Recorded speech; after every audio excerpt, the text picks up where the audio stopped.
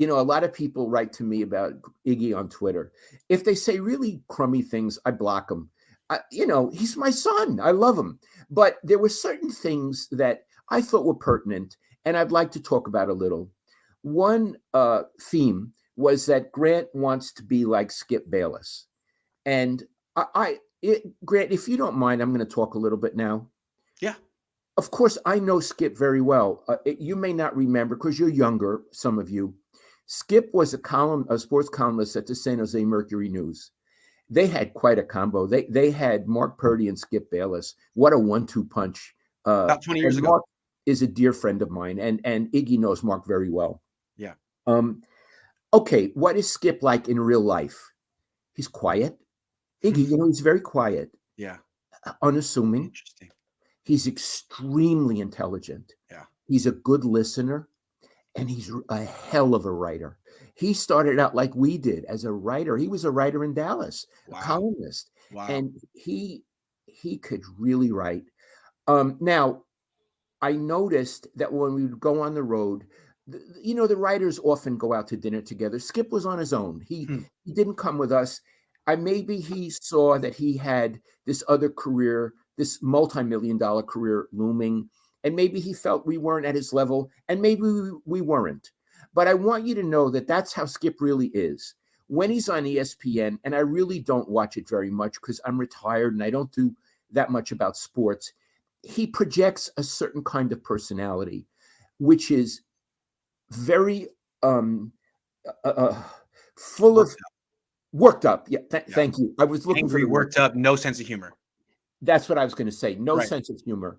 And now that's not who he really is, but that's the character he portrays. And it works for him. He makes a lot of money. Yeah, and he's a good guy. It works for him. People watch him. People get worked up. So good for Skip. But what I would say is that Grant's personality on air. No. Let me first say what Grant's personality in real life is. Grant is such a good heart. Everybody who knows him from when he was a little boy at Peter Pan preschool, he has a big heart. He's a listener. He's fair. He wants to like people. On air, Grant can be very funny, funnier than I can be. And Skip is not like that. He's different from Skip. Grant can be very critical. He does, the report card, and he does the good and the not so good from the OTAs. And we're going to talk about that in a bit also. He can be ironic, which I think is fair. He can be sarcastic. The point is he can be entertaining. And that's why he has almost 50,000 people on his YouTube channel. So if people are offended that he sometimes criticizes players, well, that's when you become a professional athlete, that's what you're letting yourself in for. And fans want honest criticism, and sometimes they want it with style, which means sarcasm, irony, that sort of thing. It's not what you say, it's how you say it. That's right. Well, it's interesting. It's both. It's both. When I was at Stanford, I did my doctorate in English literature, and I wrote my dissertation on Joseph Conrad, who probably you never even heard of or read. And Joseph Conrad was a great writer, and he said the whole history of mankind is 3 sentences. They were born, they suffered, they died. Right. That's it. That's the whole story. If you look at any Shakespeare tragedy, they were born, they suffered, they died. Yeah. And what he meant was there's nothing new. What's new is how you write it, how you tell it. And Iggy has a very unique, varied way of telling stories.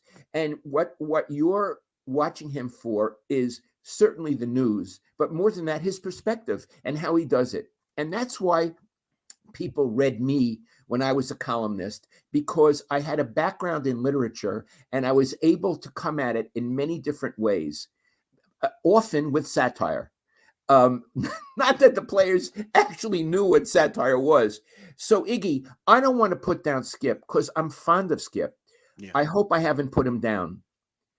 No, I mean, people say I'm like unprofessional because I'm acting like Skip. First of all, I'm not. But second of all, Skip is one of the highest paid sports journalists in America. Like, he's doing it right. He's a very smart guy, and no one says he's unprofessional. I mean, he's handsomely rewarded for his efforts. So I don't understand why I'm unprofessional if he's so good.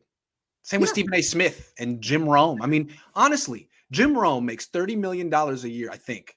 And he got famous for calling Chris Everett to his face. I didn't do anything like that.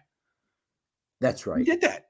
Yeah. So anyway, the point is, Iggy, do you think I've explained the differences between you and Skip, or are there other differences? There's one more. I mean, Skip, he's very smart. And the way he thinks a sports argument should be constructed is him as the bad guy. They're sort of the villain who gets upset, talking to someone else who's the good guy, and they yell at each other.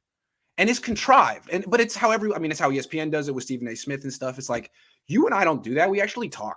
We don't yell at each other. We actually listen. And it's so much more authentic. I think Skip's been doing it for almost 20 years, and I think people realize it's a whole shtick and it's not authentic. And it seems like he doesn't really believe half the opinions he makes. He's just sort of doing it because it works. And I think there's a level of authenticity that we have that he doesn't have. Not to talk again, but it's just different.